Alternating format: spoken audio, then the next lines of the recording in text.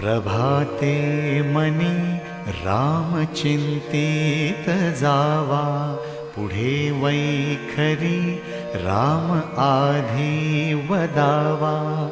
सदाचार हा थोर सांडून येतो, जनितो चितो मानवी धन्य होतो. मना वासना दुष्ट कामान ये रे, मना सर्वथा पाप बुद्धि नको रे. मना सर्वथा नीति सोडू नको हो, मना अंतरी सार विचार राहो.